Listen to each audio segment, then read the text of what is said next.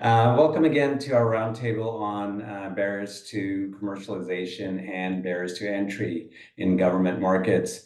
So today's objective with this small roundtable is just to give you a sense of the work we've been doing for the past few years and really get your input. So this is really meant to be an open discussion. We didn't invite a lot of people. Typically, we try to make larger events, but this one, we wanted to make sure we had some time for discussion. So I'm Raj Sharma. I know many of you here. In fact, I know all of you here, so looking really forward to your input, especially given I think the diverse backgrounds everyone brings. So what I'd like to start off with, if we can, just given the small group here, we have Professor Hanfield. Professor from NC State University. We may have Professor Cole from Arizona State. We also have Professor Bundall from Leeds University in the UK joining. And so maybe we can just start with very quick intros. I mean, like 10-second where you're coming from, where you're joining from, so we can just give a chance for everyone to just quickly introduce themselves, and then we'll go through the agenda and we'll open up the discussion. So again, I already introduced myself. Professor Bundall, would you like to start, and then Rob, and then we can go around? Sure, yes. Hello, everyone. It's lovely to be here and see you all. I'm really looking forward to hearing what you have to say. So my name is Rajinder Bandal. I'm from Leeds University Business School, based in England, United Kingdom. And my background really is actually started off in marketing, retailing, distribution, and my passion now is supply chain operations, management, behavioural decision making. So multidisciplinary in that sense. Great, thank you. Rob? Yeah, hi, Rob Hanfield, Professor of Supply Chain Management here at North Carolina State University. I'm also Executive Director of the Supply Chain Resource Cooperative. I've worked with a number of public sector acquisition organizations and agencies, including the DoD, General Services Administration, the VA, and the USDA. So excited to be here, and this barrier study is pretty neat stuff. So I'm very interested in having a discussion around that today. And I should say, Professor Hanfield and I have worked together for, I don't know, almost 20 years. And so he's been involved in the work here for the past 3 years as well. So so excited to have him continue providing his amazing kind of insights and research here. As I see Professor Cole just joined. Tom, we're just doing some very quick intros and then we'll jump in. So just like very quick intro, if you'd please like to join in. And Professor Cole is joining from Arizona State, and we're excited to have him as an advisor on this as well. Hello, everyone. Sorry for the little bit tardy there, but I've been involved with federal government and other supply chain issues for quite some time. I'm a supply chain professor, but also a supply chain practitioner. I've been in the shoes of those who are trying to struggle through, and I try to help as best I can. And I think this is a very important topic. Happy to be here. Thank you. And maybe I'm just going to go around the screen here. So again, if we can keep the intro short, and then we're going to jump into discussion soon. And so everyone will get a chance to provide their perspective. So Jonathan, welcome. Hi, I'm Jonathan Ewart, CEO of Capstone Analytics. We are a advisory and compliance services business for the Opportunity Zone equity ecosystem.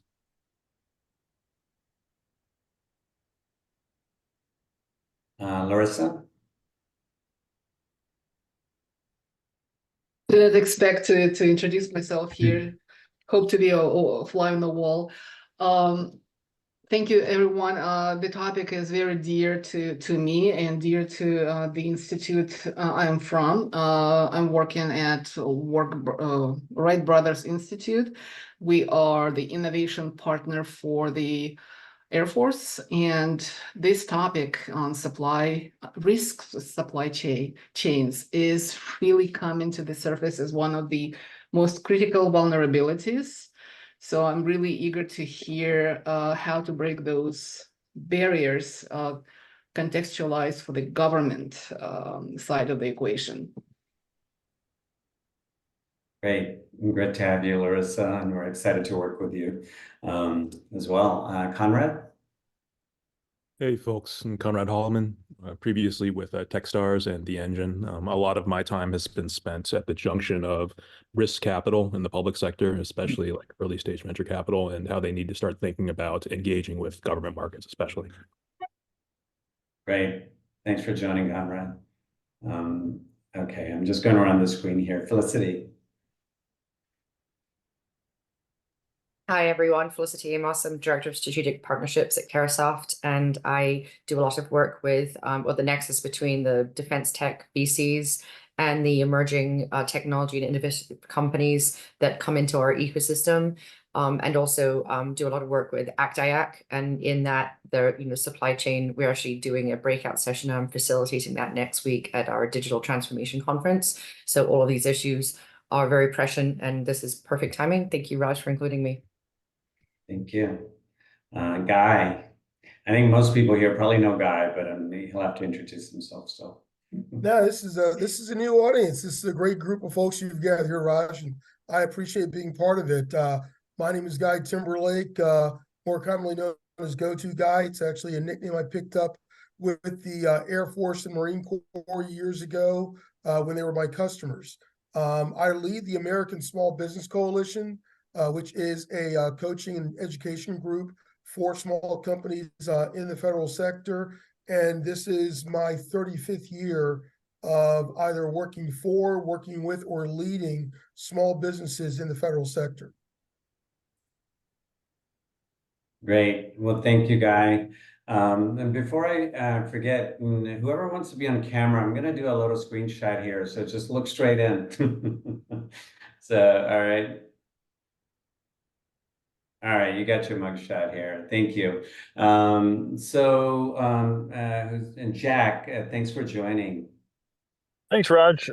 Good afternoon. I'm another fly on the wall. My name is Jack Moriarty. I lead a group called the Lafayette Square Institute. We are a nonprofit policy affiliate of a scaled asset management platform called Lafayette Square, which invests in small and medium-sized businesses with a focus on low and moderate income areas.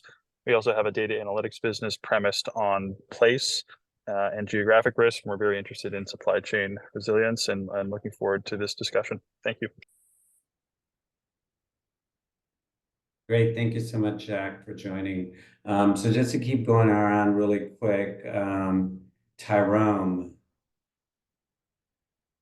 I'm working with him online right now, trying to get his audio connected. It's not working. So Great. Okay, so I'm just going to keep going around. By the way, Jack and Nidhi from our team are also on as well. Dion.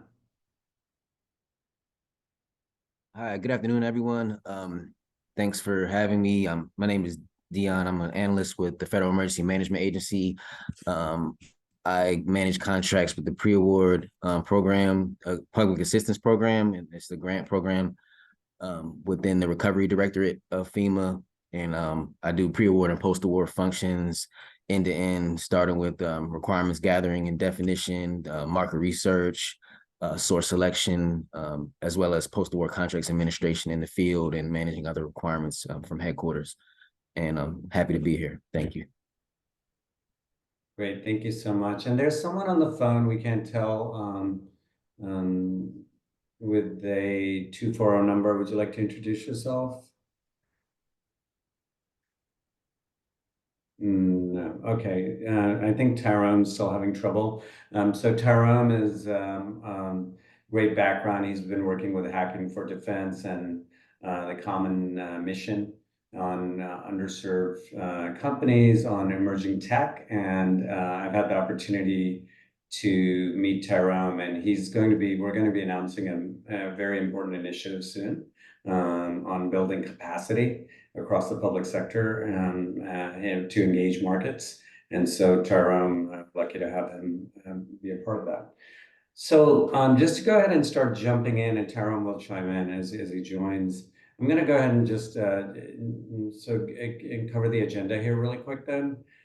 So very short agenda. We only have 50 minutes, and we wanted to make sure with this great group to provide introductions because think everyone brings a different perspective and also really some great insights. So today, our agenda is very simple on the bottom. I'm just going to give you a very quick, like less than 5-minute background and what we're intending to launch with the 2024 initiative. But really today is part of the goal is to get your input and potentially tweak our approach, as well as we're getting some input from other stakeholders as well. And then take that back, and then we'll discuss next steps of the timeline, et cetera. So that's the agenda for today, very short. So what you will have is on the background and perspectives, especially Professor Cole, Rob Hanfield, and Dr. Bundall will all provide, I've asked them to keep 5 minutes just because of time, perspectives, 5 minutes each, and they're going to be involved in the study. They're helping shape it.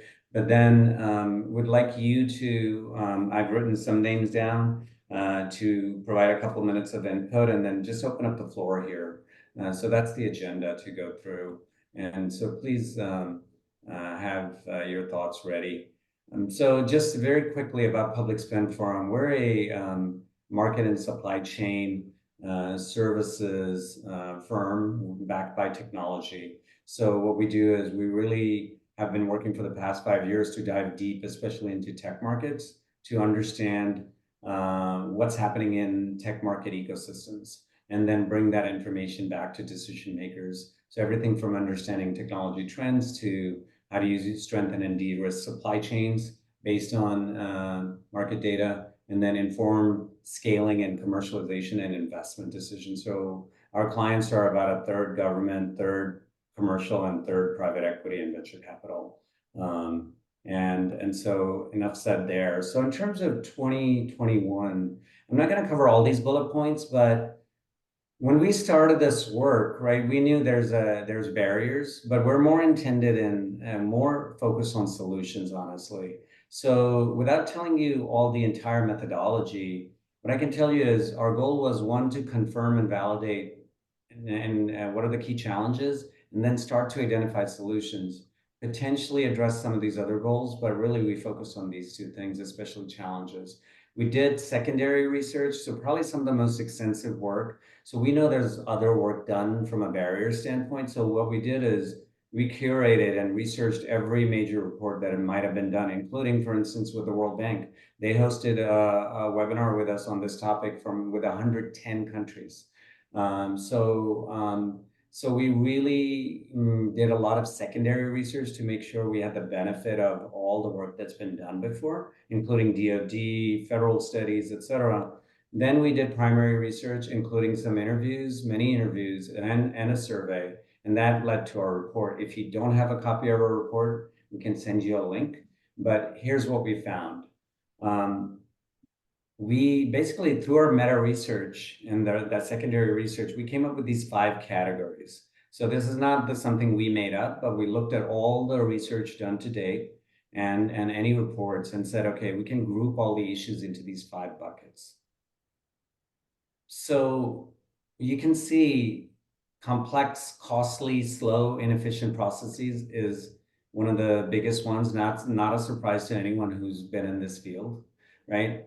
This one was a little bit eye-opening, and we don't know if this is sour grapes or a reality, but we think there's a truth to both sides. Incumbent supplier advantage, you see with all the way to the blue here, which is major or significant barrier. So both of these are almost equivalent in terms of highest barriers cited.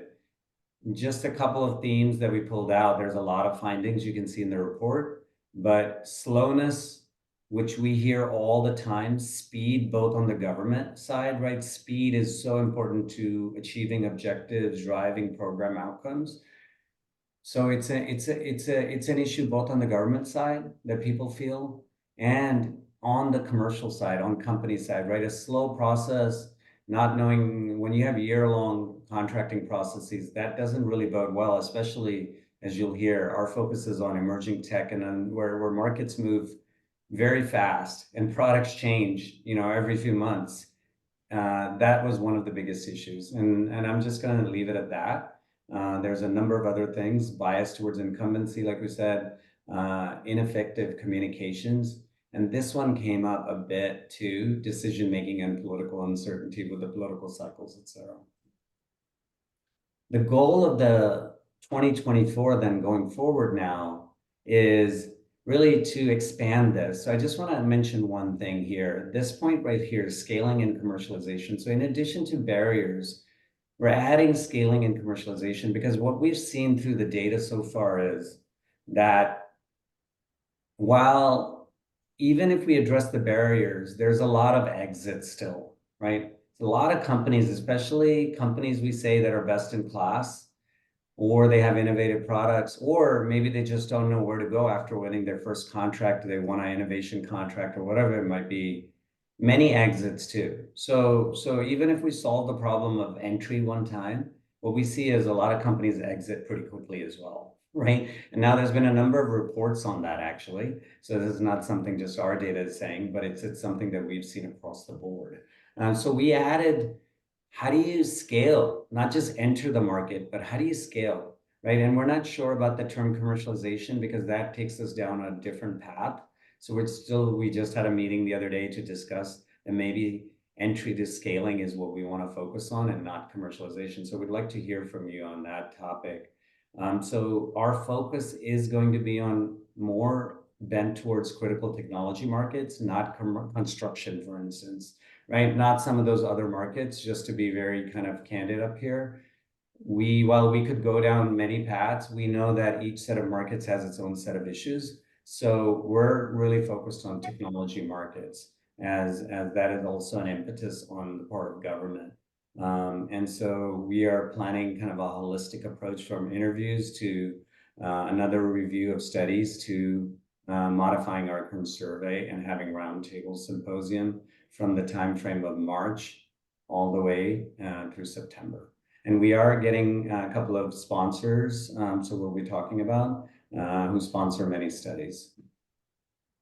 Anything, Rob or Tom, I know you've been in, we've discussed this before. I'm going to hand this over to you guys in a minute.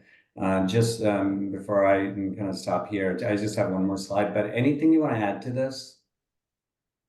Yeah, I like to add a couple things. I think I think this is especially relevant right now. We're seeing the federal government is really expanding the amount of funding in a number of areas, and especially the U.S. defense industrial base recently came out with a set of policies to expand that as well.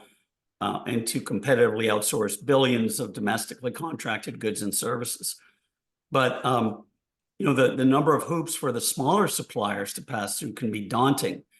Even if you have a new tech solution, you might get an authority to operate designation, but then it rapidly, it doesn't necessarily translate to the firm's commercial business.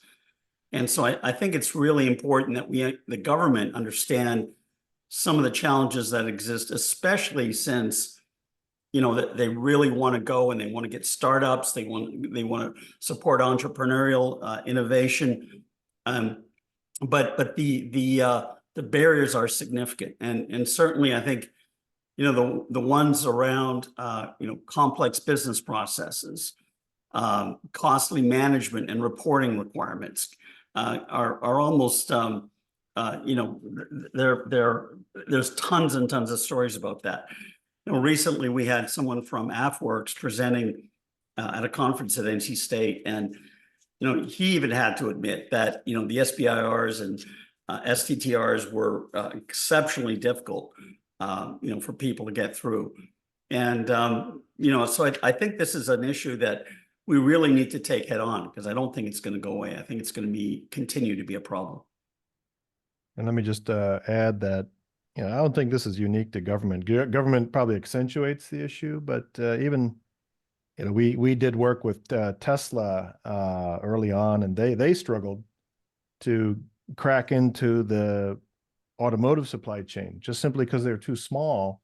And they couldn't get tires. They couldn't buy tires and couldn't get the attention of the Goodyears of the world because they were just not worth the effort in a lot of ways. And so I think, I mean, going down this route is going to open the doors to just all industries that want to take advantage of tech, and simply because of inertia or institutional reasons, I can't figure out how to make it work.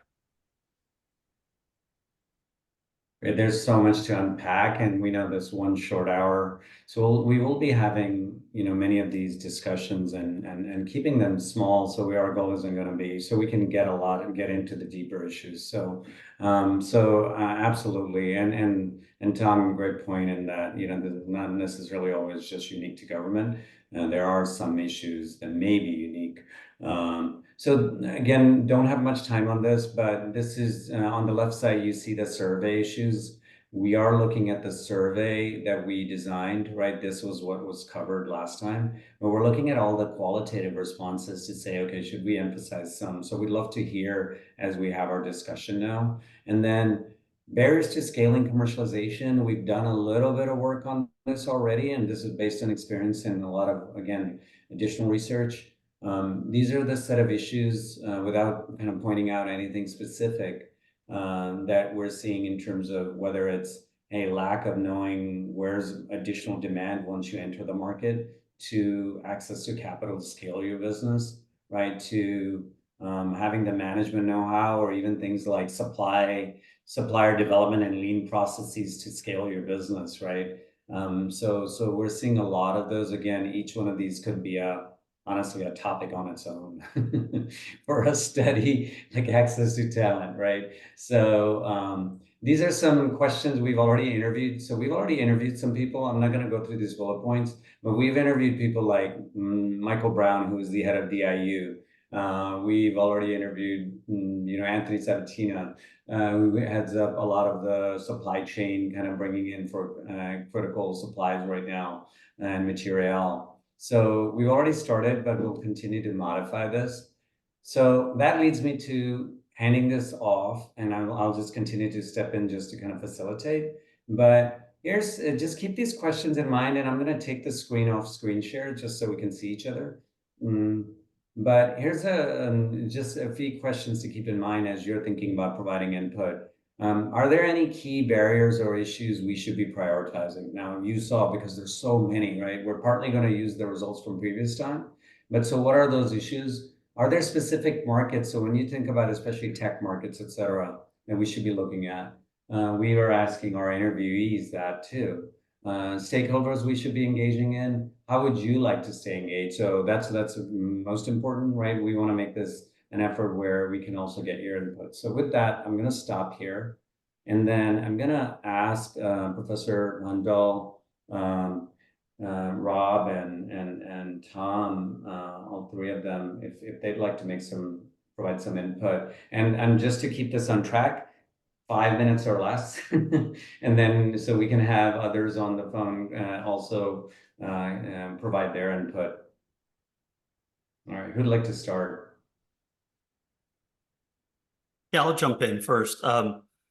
So these are great questions, Raj, and I think in particular what we're seeing is that at least in the defense sector, there's just a proliferation of new technology companies, but many of them are just in the DC area, and I think technology is important, but to be able to work with the defense sector is definitely difficult. I also think just in basic manufacturing, a lot of manufacturing is done by mom and pop shops, really small companies, and as those owners get older and get towards retirement, they're not being replaced effectively.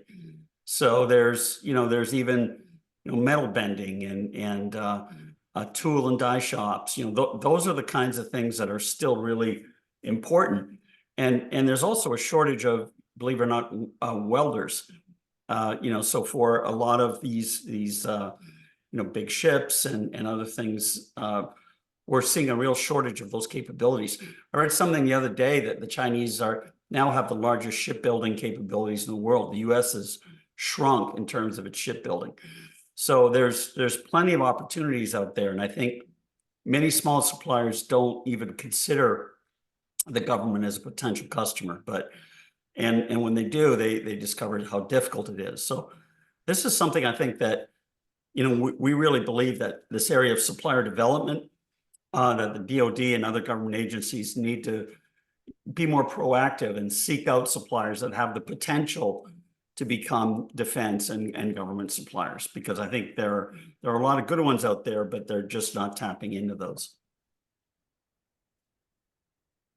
Great. Now, a couple of great points. And I think we will continue to see how do we, also get that broader perspective beyond just tech, because, even when we talk tech, Rob, take batteries, right? Where ultimately you end up, if you look at the supply chain all the way down the upstream in the value chain, right? You need materials, right? You need those welders and many of these things. You end up going backwards, right? And those supply chain partners are really critical as well. So absolutely. All right, Tom or Rajinder, would you like to go? Rajinder? Yeah, sure. Those are wonderful points, Rob, that you made with regards to also skill set. There is a shortage of data scientists. There's an issue with regards to upskilling the current workforce. There's a whole debate with regards to making decisions upon data, understanding data, and with regards to the UK. Just today, the British government also announced 15 new ships that they are also building.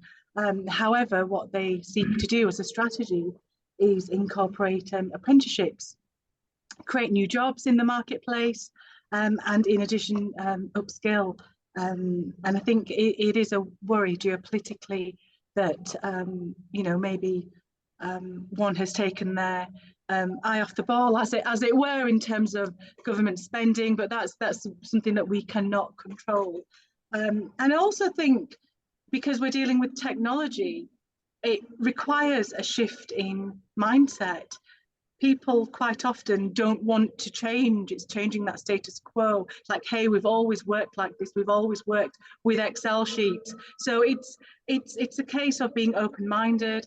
It's a case of being open to change, taking a risk. Investment in technology, it's high risk.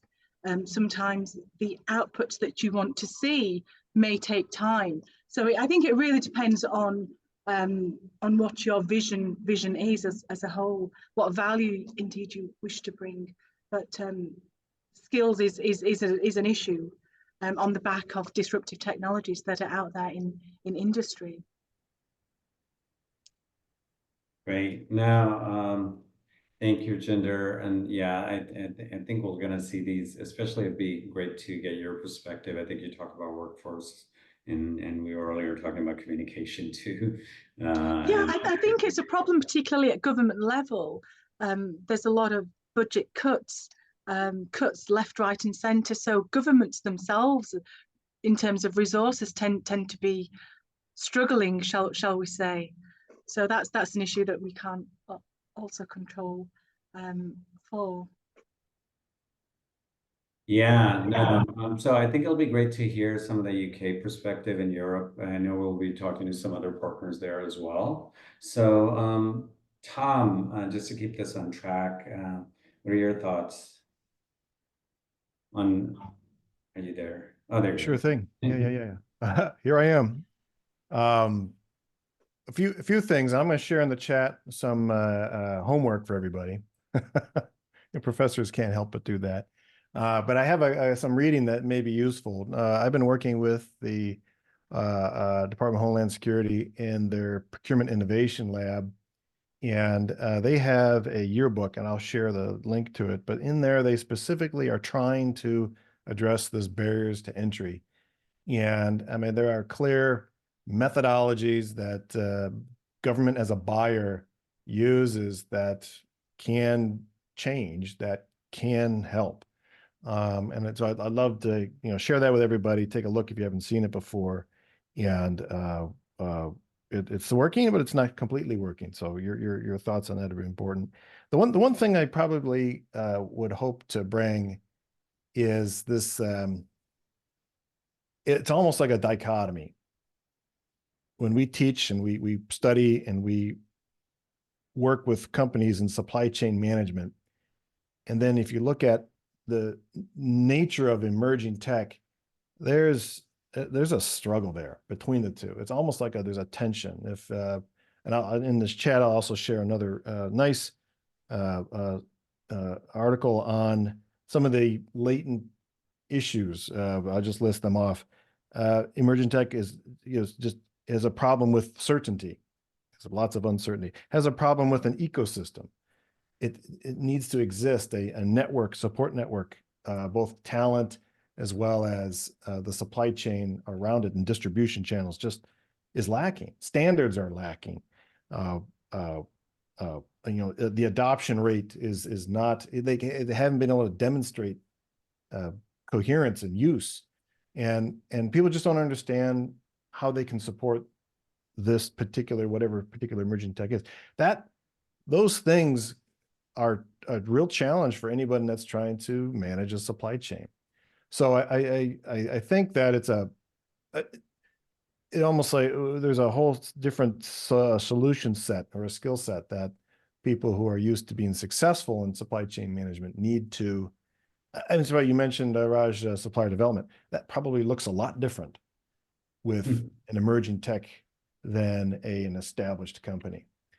So I think we can break new ground and provide a lot of benefit to expand the field of what we even know about how to manage supply. And I think that would benefit many, both government and commercial.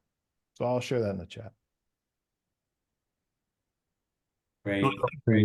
I think the other thing too, as you bring up with high tech, Thomas, is, there's the IP issue, right? So a lot of times the government wants to own that IP if they're going to fund it, and that creates some tensions there as well. With who, can we use it with other private sector companies, or is it just government IP? So there's a lot of tension there as well around some of those issues. We'll have Ben from who's at public spend firm, who's basically, I think one of the foremost experts studying IP. So I know Guy and Conrad, you actually had you on my list here to provide some input. So please go ahead. Guy, did you want to? Something that I'm very much struck by through the conversation is a lot of these emerging technologies and as entities do not think of themselves as suppliers. Like the very language that we use when we talk about this, like the sort of like mindset of a founder is that we have an emerging technology, we have something new, we have something unique. So the language of thinking of themselves in that larger system can be very challenging for them to like see a desire to integrate.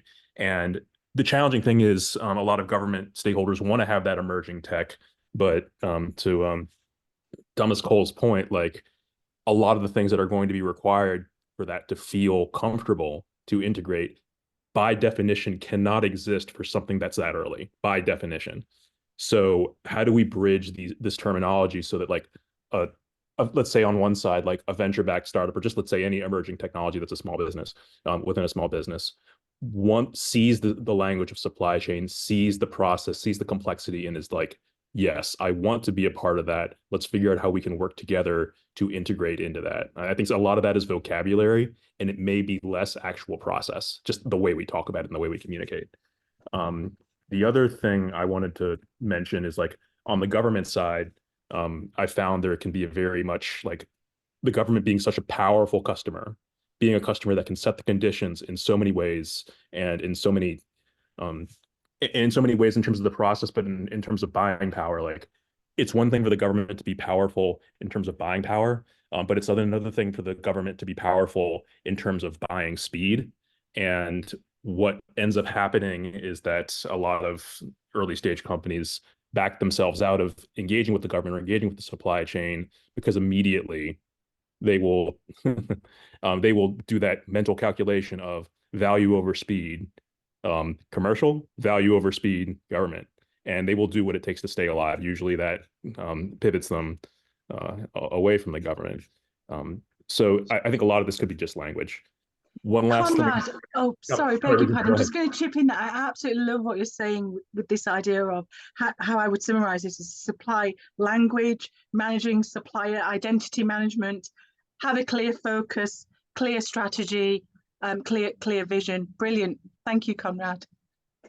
Yeah. One last thing, and then Guy, wanted to over to you is the aspect. I remember seeing the slide about capital access, network access, knowledge access, and talent access.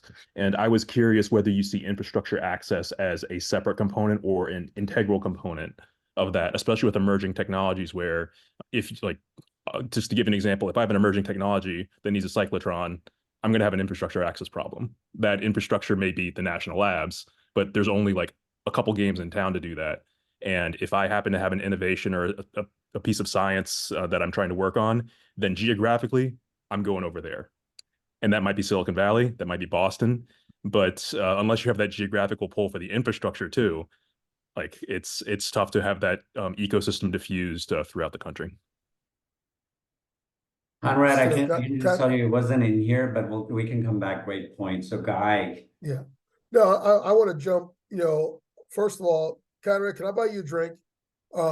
Because literally, I mean, that's, these are some of the key points right now that are top of mind for me a lot of times. But the other side of this, and I want to take kind of a, devil's advocate position for a second. One of the things that I see frequently, and having lived through this, working for small business, leading companies, and now the last 20 years working with them to help them find their spot in the supply chain, fundamental knowledge of business processes. Companies are coming in expecting to be able to just jump into federal contracting, which we've already talked about is, the most austere, most difficult marketplace to enter into. And that's if you know what you're doing in business in general. So if you come in at a handicap of basic business understanding, it's just amplified 20x the minute you start looking at the federal sector. So this is one of the things, Raj, I'd love to see this as one of the priorities is how do we smarten our base of companies so that given that the rules are going to probably stay the same or close to the same for the next 5 years, 10 years, how do we get them smarter so they have a better edge going in? It's a great point. And can I just complain about something just in 10 seconds is, this is where you would think that the government could easily fund something to create world-class knowledge. But then, the DoD Office of Small Business Programs puts out a sheet that like they're promoting all over internet, says 8 steps to working with government. Register in SAM, and these are the types of things they say, and we look at them and we just laugh and say, if this is what your guidebook is to teaching people how to do business with government, you guys need a class, a big class, and you need to send everybody who's in that office to class to teach people first how to work, and then so I think this is just a general complaint that the government itself doesn't know. I think and I think that's a big issue. Looks like Larissa and then Tyrone. Yeah, just wanted to add again from the other side of the equation. I agree with everything you said. We've just been in the field for a long to try to be another devil's advocate. Our perspective, or my personal perspective, is in 2 words, especially with talking about technology like software, IT, as I understand, not just emerging technology at large.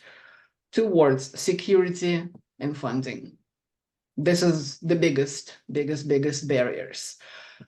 And what if I break it down? Government is totally disempowered. They're not empowered at all. They are at mercy of the industry. Small businesses do not deliver a final product to them. It's only a widget into a bigger system. It's like subcomponent of a subsystem, but they are looking at the system. On the system level, what's the impact of this small widget which small business is capable to deliver what's the impact on the total system? And often they don't know how to assess it. They are totally at mercy of primes. Those are people and businesses who deliver a final product. Government is considering them gods because they pour tons of money to them because those people deliver the final product versus a capability or new capability which small business can afford to deliver. I'll stop there. Like this is like the gist of everything else. And maybe as a consequence, Raj, when I saw on the first slide, if I remember, the complexity, then regulations, and somewhere funding, I guess, right? Or incumbent businesses have adventure. I would combine all three of those, saying that's stemming from regulations, meaning they're so tight, they're those who work in defense, you understand exactly what I'm talking about. Their money are stovepipe, like they can't spend on something new. They have to spend money as they were obligated by Congress. Again, disempowered, totally disempowered. And then those sets of regulations and rigid mechanisms, how to spend, whom to spend on, what to spend on, that drives all the complexity because they need to report back like how they spend the money, where not, if not spend, why not to spend. I mean, they dine in that avalanche of reporting. And that's why once you establish a clear path with a prime, for example, how to channel money and they can deliver, they stay within that pipeline. Okay, because I know I can't channel money, I can't spend on somebody new. And we preaching and teaching and asking on our side with Air Force, we have to look, and they want to work with non-traditional businesses, small businesses. They don't have mechanisms. And this is one of the biggest issues as well. They can't create, for some reason, they not willing, they can't, whatever, that should be explored further. New mechanisms, how to onboard non-traditional vendors. Great. Definitely, we'll be looking at that. I just add to that, you know, that's a great point, Larissa, because I think, you know, the primes, we rely on the primes, to, you know, we assume that they're going to be able to onboard these folks and develop them. And that's a big assumption that I don't think is always the case.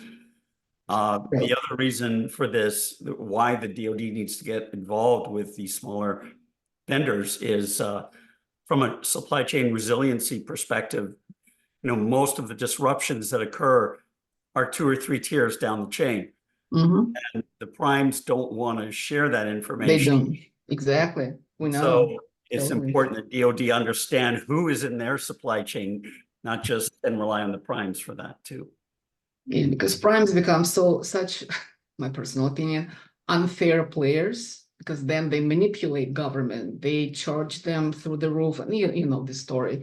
It's very unfair when you look at the bigger picture and look at every player in the landscape, like, Great.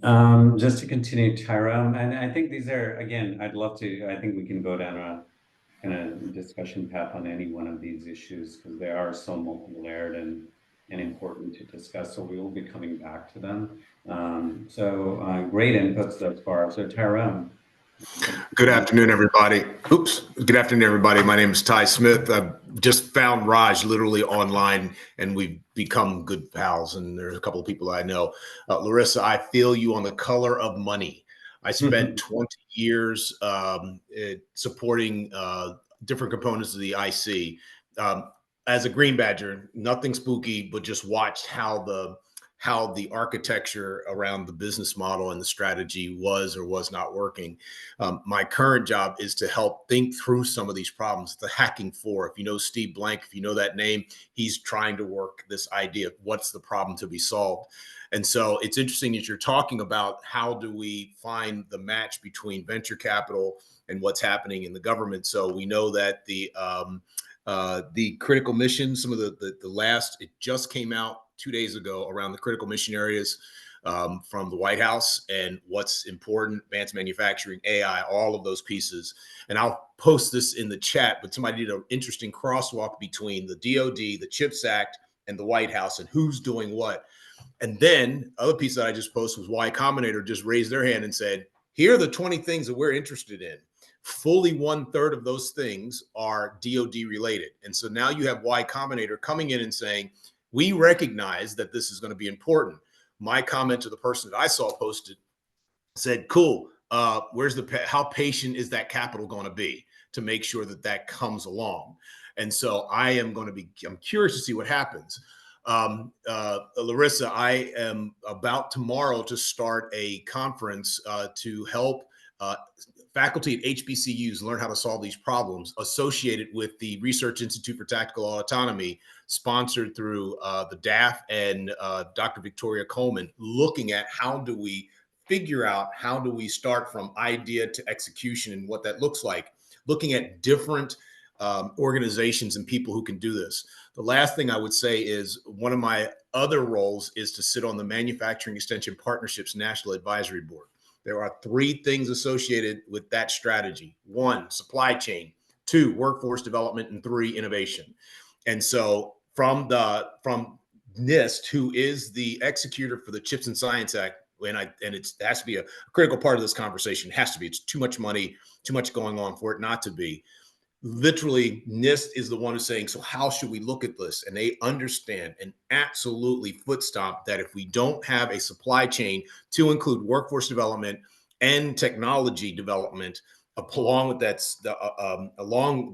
way for manufacturing, it's a fool's errand. And that's all I have to say.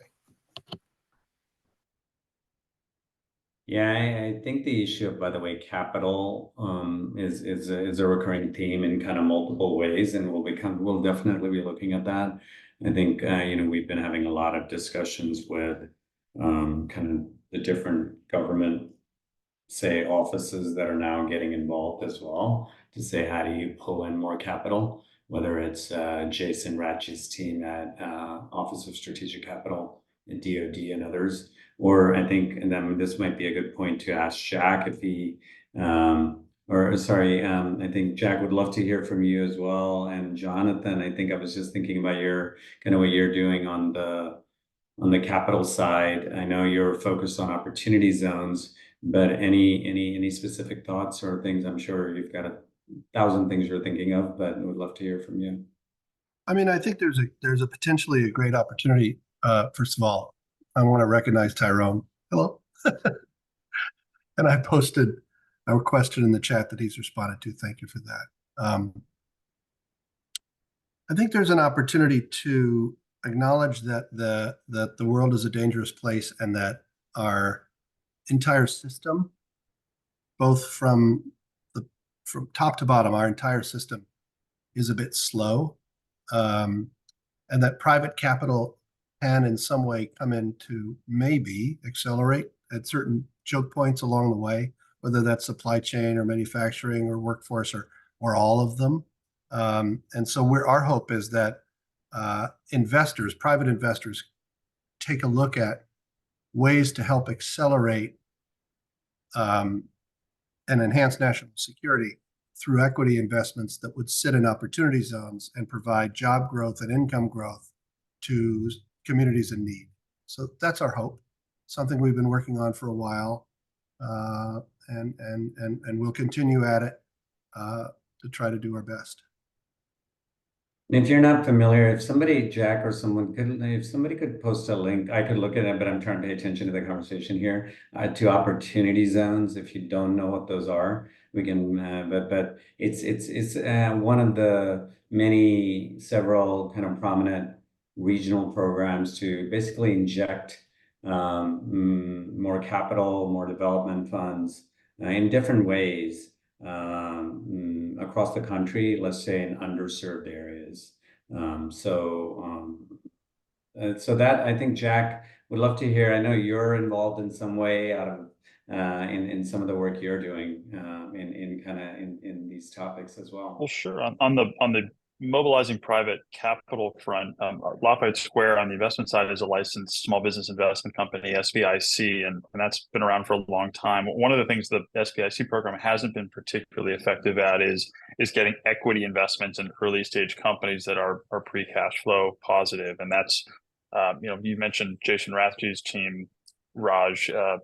This group may be familiar that they put out an MOU with SBA to try to stand up a new license that would be a little bit more conducive to equity investments with more patient interest repayment.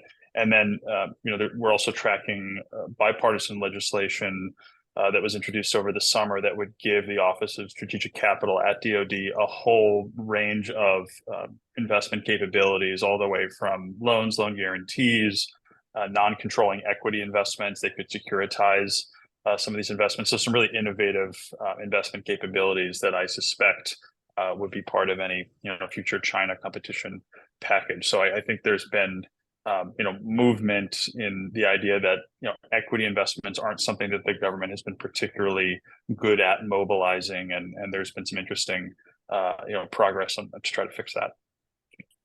And I think, Jack, by the way, today they announced the first, I think, deal on that. Saw that, yeah. Yeah, and then we're discussing with both Bailey and Jason directly on some of those topics. But would love to hear your perspective if you think the program is simpler, easier to execute as a funder. But any other perspectives here? As you can see, capital, obviously you need money to grow, right? And it goes back to scaling and where we're adding scalability, right? It's not just entry, but scaling also as a key thing. And obviously to scale, you need funding, right? And in addition to addressing kind of demand signal and other things. So any other perspectives here? Please, we still have we have 5 minutes. So maybe one or two in the Hub Zone program. Yes, Guy. And that's an important one. Did you just want to mention that, Guy, in terms of what that program is, in case others don't know? Yeah, sure. I mean, basically, the opportunity zones are newer to me. I'm learning about those also, but the Hub Zone program is the federal contracting program created to address distressed areas that are represented by opportunity zones. I'm saying this only because I actually serve on the board for the 501c3 for the Hub Zone National Council. So they actually certify companies who employ a certain percentage of their workforce in these underutilized areas and give them advantages in contracting, whether it's price adjustments and so forth. Great, and I think you see, by the way, a common theme across all of these. And which I'm excited about. I think there's this kind of boiling pound and tipping point. Hopefully, we're creating. Not just thinking about tech here, but we're also talking about equity and underserved areas. So not just investing, capital back in the Silicon Valleys and the Bostons, et cetera, but how do we invest, and create more equity through these investments and know where there's small businesses across the country and across the world, right? So I think to me, that's one of the exciting parts now. And we have 5 minutes. So a couple more comments. I know Tom, and then I think yes. Conrad had a comment. Let me, I just two things. I want to jump off of what John mentioned. It really spurred my thinking of, this effort for emerging tech. We've been talking how practical it is, but almost it sounds like we have an obligation. In other words, it's the right thing to do. It's not just a good thing or a helpful thing to do. It's the right thing to do, and it can really help bring up a lot of segments of society that don't have access to certain things. So I think we need to maybe work on how to gauge how much people believe that and see that as not only helpful, but also the right thing to do. One area that I would like to put a plug in for is the way of thinking. We've been talking a lot about product supply chains, and I want to emphasize non-product supply chains. In other words, supply chain thinking for capital, supply chain thinking for talent, supply chain thinking for knowledge. If we can get organizations, institutions thinking and using some of the methodologies that has worked in product supply chains, if we go to more service supply chains and non-product supply chain, those perspectives, I think we can overcome more than we realize. Just being more intentional about that. Well, that's a great way to think about it, Tom. And everything has a supply chain at the end of the day, whether we're talking about talent capital, et cetera. So great. Ty, you'll have the last comment, and then I'm just going to close this out.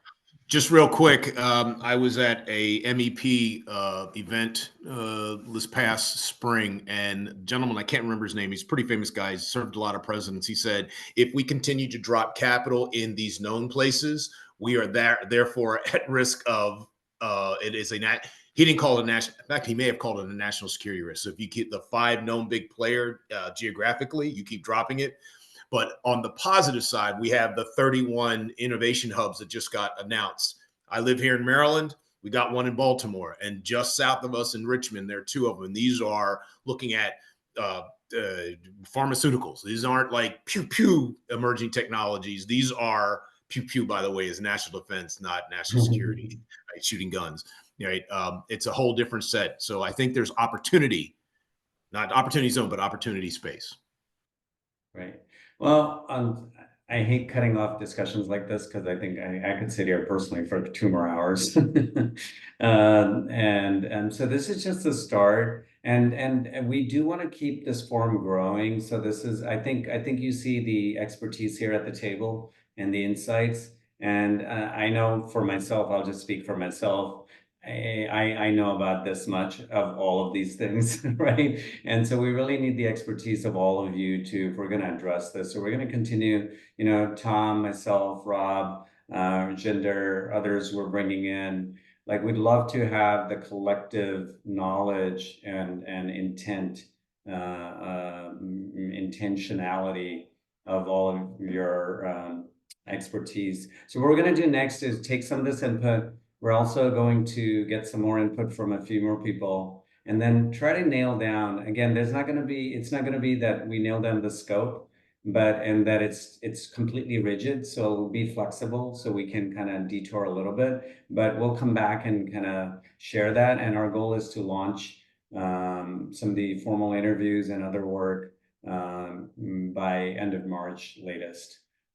So we'll take another few weeks to kind of plan this out, scope this out, and then launch it. So that sounds great. Thank you so much for your valuable time and for sharing all this amazing information. I'm definitely coming out more knowledgeable. Thanks. And have a great rest of the day.